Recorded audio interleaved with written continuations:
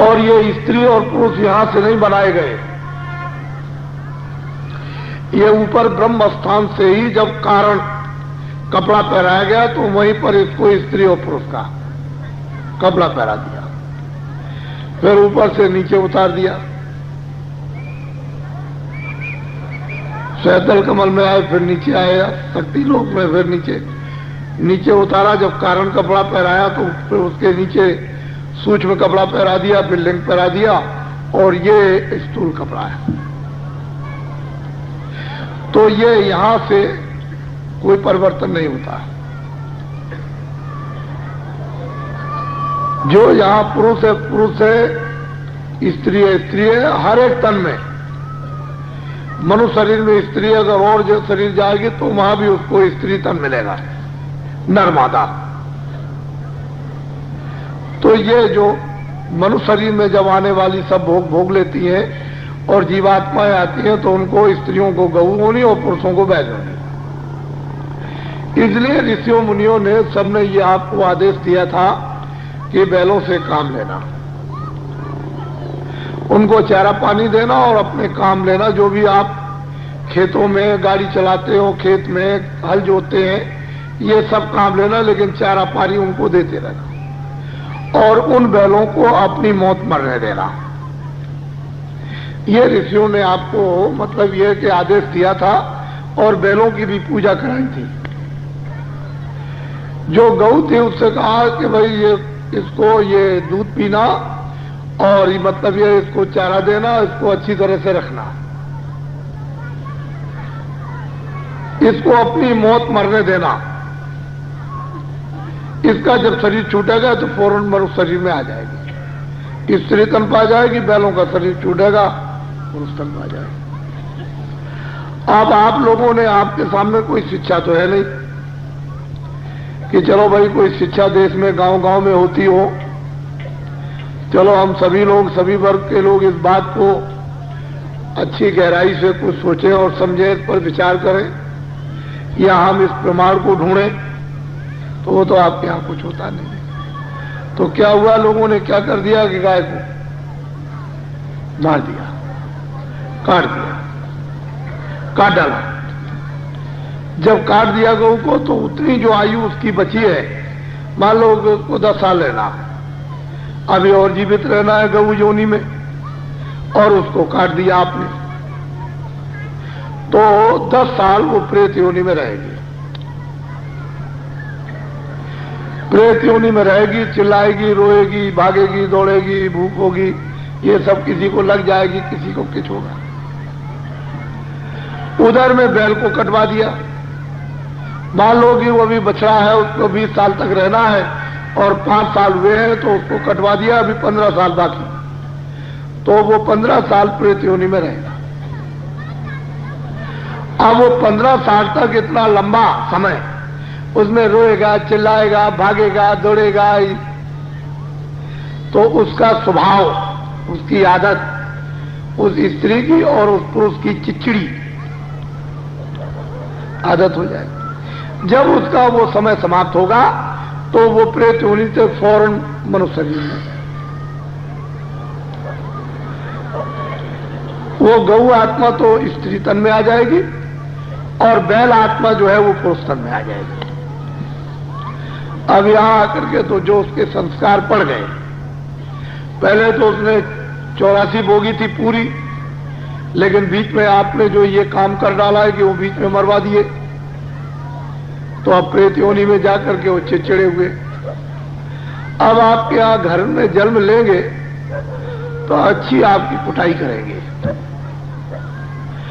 ऐसी स्त्री चड्डी आप पर लेगी, एक भी बात आपकी नहीं सुनी। आप चिल्ला चिल्ला पड़ोगे लेकिन कुछ नहीं। और घर में जो पैदा होगा वो बैल जो बच्चा बनेगा वो ऐसा छटाई कटाई करेगा, एक भी बात आप नहीं सुनी। ना वो मां को मानेगा, ना वो बाप को मानेगा, ना अड़ोसी पड़ोसी, उसका स्वभाव, उसके आचरण, नेचर सब खराब। अब ये हालत देश में हो गई है। बोलिए आप क्या किया जाए?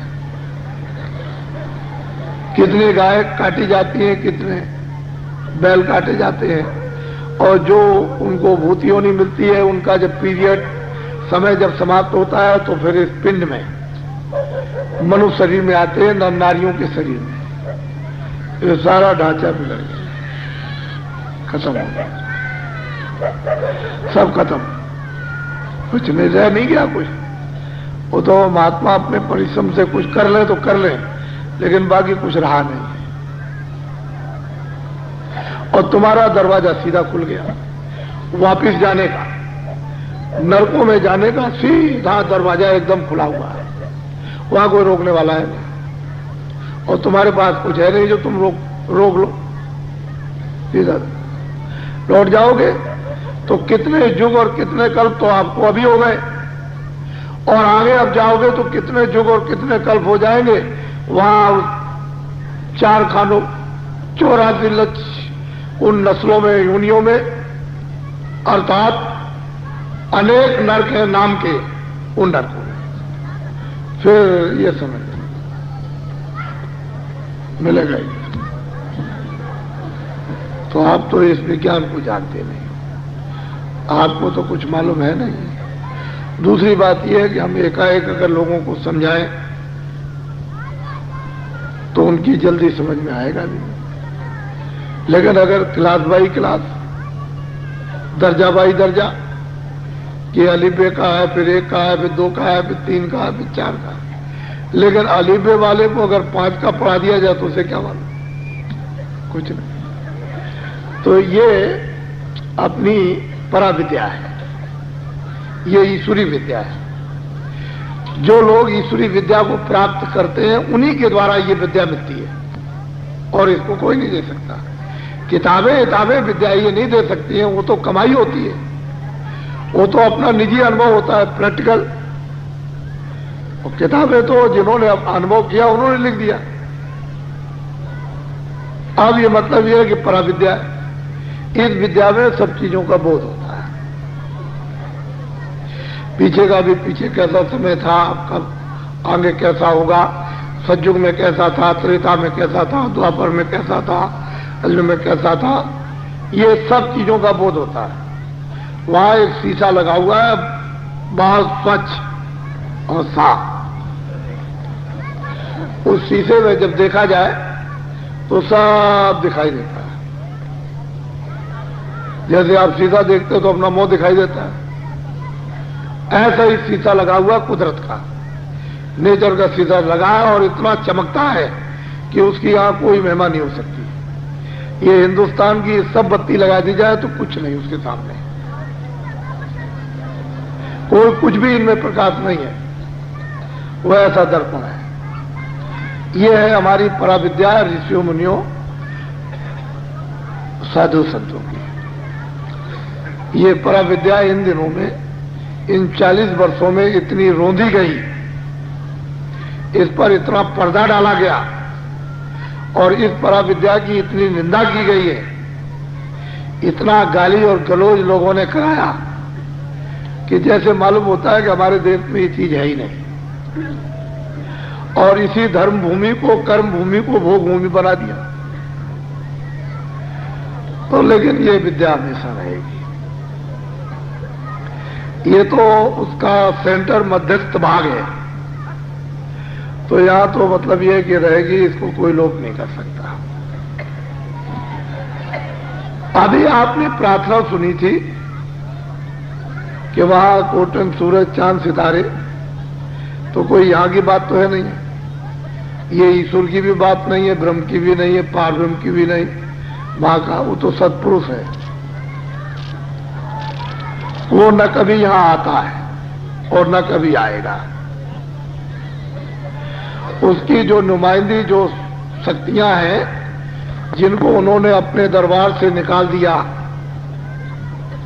निरंजन भगवान को, ब्रह्म को, पार ब्रह्म को, महाकाल पुरुष को, उन्होंने अपने दरबार से इन पुत्रों को निकाल बाहर कर दिया, जाओ तुम, और इनको सब मसाला दे करके इनको राज दे दिया। लेकिन सही बात यह है कि बैठ करके उसी सत्पुरुष का अखंड ध्यान करते रहते, क्षण मात्र भी इधर उधर नहीं, ये सृष्टि का कोई काम नहीं देखते, बस इस तरह से बैठे हुए हैं बस। और उसी सत्पुरुष का जो सचखंड में सतलोक में जो विराजमान है, न यहां कभी आए ना कभी आएंगे, उन्हीं का ये ध्यान करते रहते हैं। उनकी भेजी हुई महान आत्माएं जिनको संत कहते हैं वो यहां आती है और नीचे से लेकर ऊपर तक का सब समाचार, सब हाल जानती है, आद से लेकर अंध का, अंध से लेकर के आद का, ये सब उसी का ध्यान करते रहते हैं। और इन्होंने आद्या महाशक्ति को ये दे रखा है, उसका बिल्कुल अलग लोक है। आद्या महाशक्ति के लोक में इतनी स्त्रियां हैं कि शायद भूमंडल में इतने आदमी नहीं होंगे। वो सब का सब स्त्रियों का ही लोक है, इतनी स्त्रियां हैं और ऐसे ऐसे सुंदर और ऐसे ऐसे आभूषण, इतनी सुंदरता और आभूषण और कपड़े अगर देखे जाएं तो ये मालूम होता है कि भाई उसने किस तरह से रचना की है। सब निरंजन भगवान ने अपनी आद्या महाशक्ति को ये आदेश दे दिया है